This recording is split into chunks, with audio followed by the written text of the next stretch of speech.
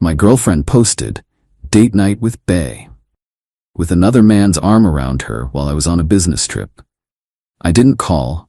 I just forwarded the post to her strict religious parents and changed my flight to come home a week early. When I arrived with a U-Haul, original post I, 31 male, was in Seattle for a 2-week software deployment when my girlfriend Natalie, 28, apparently decided our 3-year relationship was optional. We'd been living together for 18 months in my condo. Everything seemed solid before I left. Kiss goodbye at the airport, miss you already texts, the whole deal. She even asked me to bring her back some of that fancy coffee from Pike Place. 4 days into my trip, I'm scrolling Instagram during a break. There it is. Natalie's post. Date night with Bae. Picture shows her in that red dress I bought her for our anniversary, sitting at Morton's Steakhouse. Yeah, the $200 per person place, with some dude's arm around her. Not just any dude. Garrett, her work mentor, who supposedly was happily married with 3 kids. The photo angle was perfect. His wedding ring hand conveniently out of frame, her looking at him like he hung the moon. 106 likes already. Her sister Amanda commented, "You two are perfect together."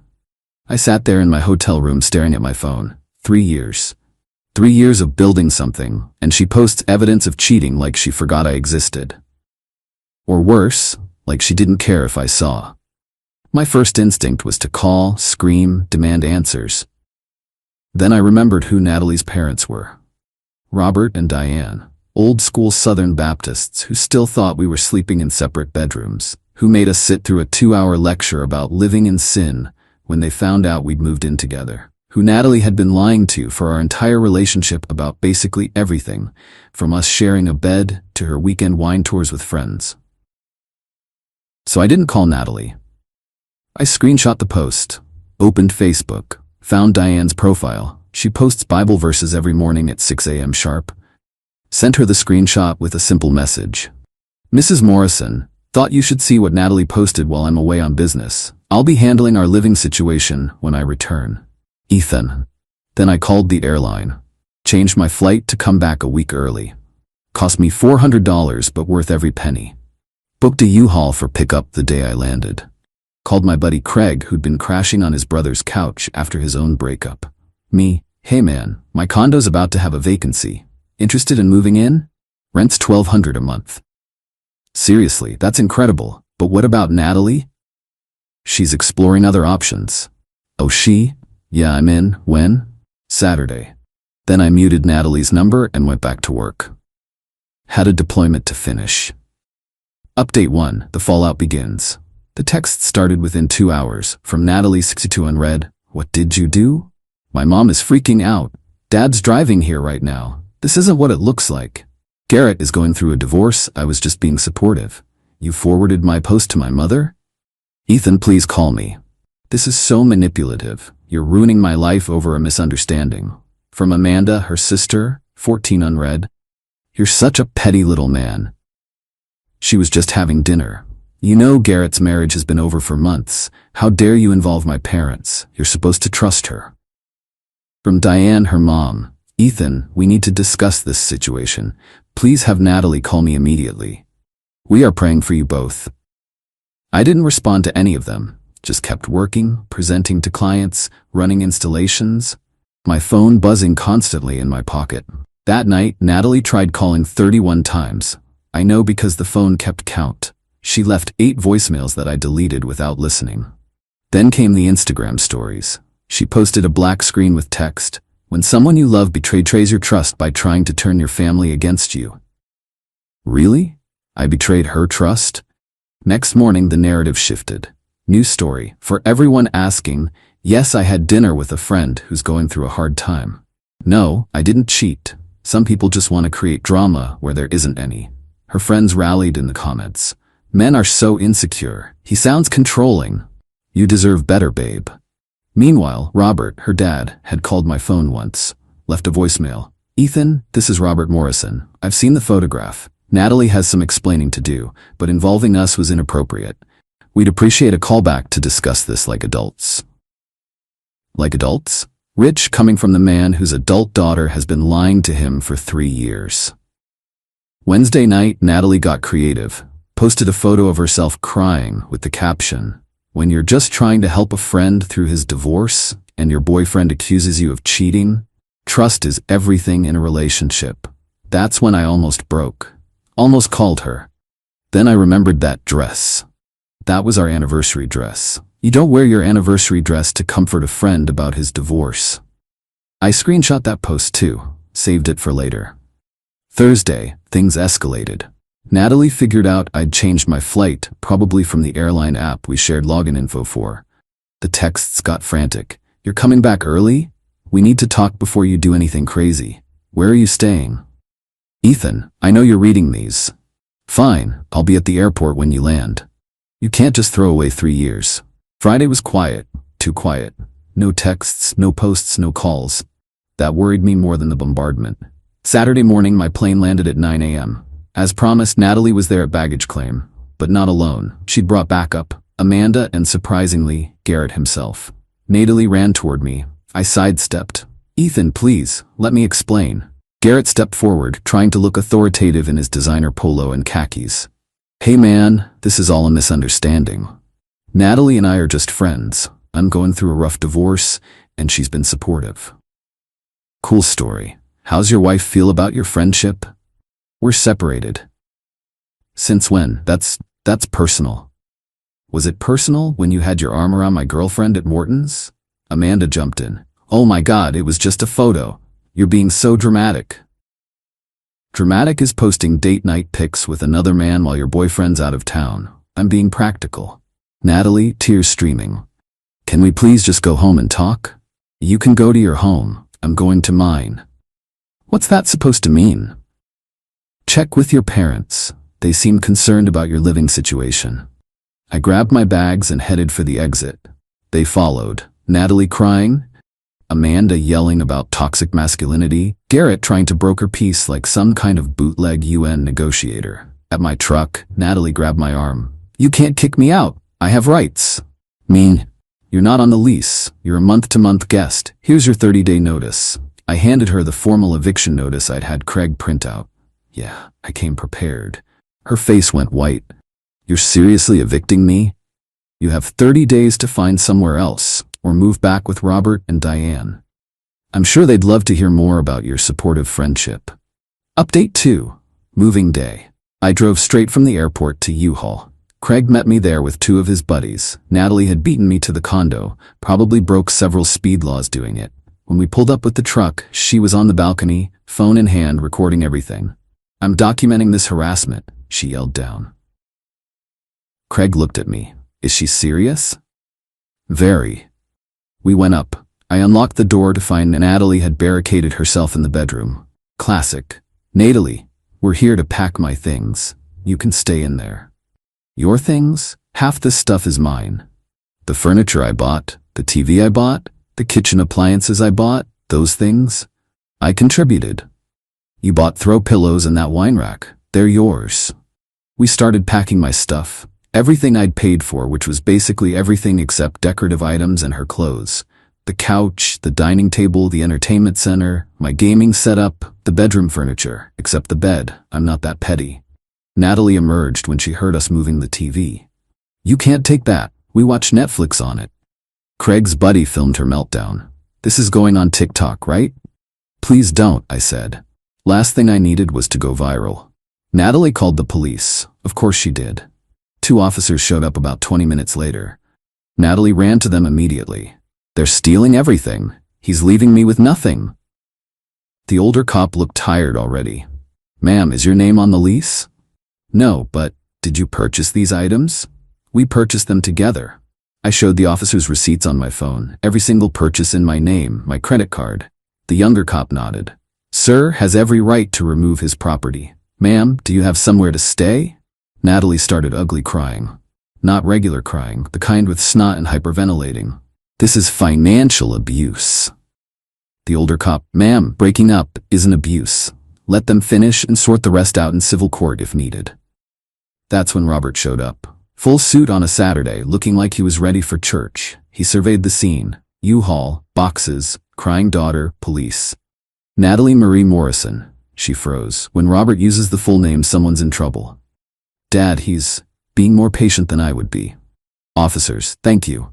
Ethan, might we have a word? We stepped aside while Craig's crew kept loading. Robert, I don't approve of your method of informing us. I don't approve of being cheated on. Natalie swears nothing physical happened. Would you tolerate Diane posting date night photos with another man?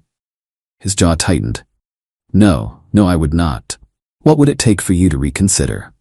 A time machine. He nodded slowly. I'll handle Natalie. She'll be out within the week. She has 30 days legally. She'll be out within the week, he repeated, giving Natalie a look that could freeze hell. Update 3. The entitlement escalates. Natalie did not, in fact, leave within a week. Instead, she dug in, posted constantly about surviving abuse, starting over with nothing, and when someone shows you who they really are, believe them. The comments were gold, though. Her Aunt Martha, Diane's sister, commented, "Didn't you post about a date with another man?" Natalie deleted that real quick. Day 3 after the move, she changed tactics. Suddenly, Garrett was at the condo constantly. His car in my assigned parking spot, him carrying groceries up, the two of them posting stories from my balcony with wine glasses. Craig texted me, "Dude, she's trying to make you jealous." Me, "She's making my eviction case easier." I documented everything. Every photo, every time his car was there overnight, violation of the lease guest policy. Every post about her new beginning, with location tags at my condo. Day 5. She served me with a demand letter from some lawyer. She wanted $15,000 for unlawful eviction, her share of the furniture value, 3 months of living expenses, pain and suffering damages, return of gifts I'd given her. I forwarded it to my lawyer cousin Tommy. He laughed so hard he choked on his beer. She wants money for gifts? And she's squatting in your place? This is amazing. Can I frame this? Tommy sent back a response that basically said, "Oh no, and here's a formal eviction notice with a court date." That's when Natalie went nuclear. Update 4. The Scorched Earth campaign. She called my work, told HR I was emotionally unstable and making threats. Thank God my boss Kyle knew the situation. I'd been smart enough to give him a heads up when I got back. Kyle to HR, "Ethan's been nothing but professional. Please mark this as harassment and note it in case she calls again." She posted on LinkedIn about surviving narcissistic abuse in the tech industry. Didn't name me, but all our mutual connections knew. My response? I commented with the screenshot of her date night with Bay post. Just the image. No words needed. She deleted the entire post within an hour. Then came the really dirty move. She told her parents I'd been abusive. Physically abusive. Robert called me immediately. "Ethan, Natalie's made some serious accusations." "Robert, check the date she's claiming I hurt her. The 15th. I was in Seattle, have plane tickets, hotel receipts, and was literally presenting to 40 people at Microsoft that day." Long pause. "I see. Robert, your daughter needs help. She needs more than that. We're coming tomorrow." The next morning, Robert and Diane showed up with a moving truck and 3 men from their church. Natalie tried to refuse them entry.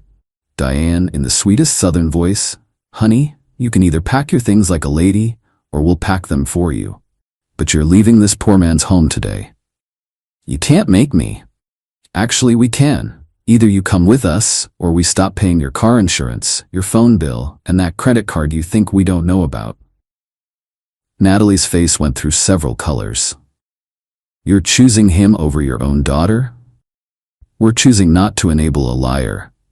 That man you were embracing in that photograph?" His wife called me. "They're not separated. They're in counseling trying to save their marriage. You're a homewrecker and a liar." Plot twist I didn't see coming. Natalie broke down. Not fake tears. Real, ugly, defeated tears. They packed her stuff in 2 hours. Garrett showed up halfway through, saw Robert, and immediately left. Didn't even get out of his car. As they were leaving, Natalie stopped at the door. "I did love you, you know. You loved what I provided. There's a difference." She started to say something else, but Robert physically guided her out. Update 5. The aftermath. It's been 2 months now. The drama died down after the parents got involved. Natalie moved back with them, which in their household means 10 p.m. curfew, church twice on Sunday, once on Wednesday, no men in her room, getting a full-time job, she'd been consulting aka barely working. Therapy, Robert's requirement. Garrett's wife reached out to me on Facebook. Thanked me for exposing the affair. They're divorcing, but she said at least now she knows she wasn't crazy for suspecting something. Natalie tried one last manipulation about 3 weeks ago. New boyfriend already, some guy from her church, posted about God bringing the right man at the right time and healing from toxic relationships. Her mom commented, "Focus on healing yourself before involving others, dear." Savage Diane strikes again. Amanda still sends me nasty messages occasionally. Blocked her after she called me a beta male who couldn't handle a strong woman. Strong woman? Your sister couldn't even pay her own phone bill. Craig's been a great roommate. Pays rent on time, cleans up after himself, and his girlfriend makes incredible lasagna. The condo's peaceful now.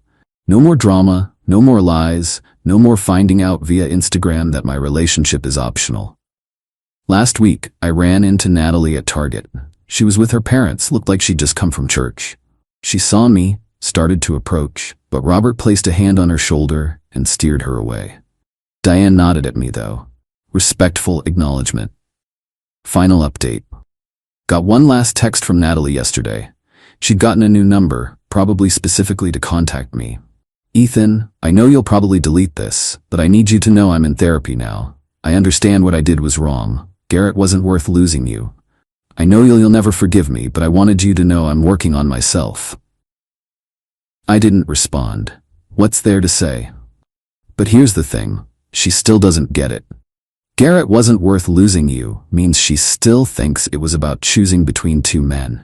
It wasn't. It was about respect, trust, and basic decency. You don't post date night with Bae when your actual boyfriend is out of town working to pay for the roof over your head. You don't lie to your parents for 3 years then cry victim when someone tells them the truth. You don't try to destroy someone's career because they won't tolerate your cheating. Tommy, lawyer cousin, says the legal threats all disappeared once her parents got involved. Guess daddy wasn't willing to fund a frivolous lawsuit. The best revenge? I didn't have to do much. Just forwarded one photo to the right people and let the truth do its work. Her parents did the rest. Being 28 and back under your religious parents' thumb, with a curfew and mandatory church attendance? That's poetic justice. Meanwhile, I'm living my best life. Got promoted last month, guess those Seattle presentations went well, started dating a woman from my rock climbing gym, someone who actually has her own apartment and pays her own bills. Revolutionary concept. To everyone asking if I regret involving her parents, nope, she involved Garrett in our relationship. I just CC'd the people who deserved to know. She wanted to live a double life, lying to me and lying to them. Now she gets to live a single life under their supervision. Play stupid games, win stupid prizes, and sometimes the prize is your mom commenting on your Facebook posts calling out your behavior.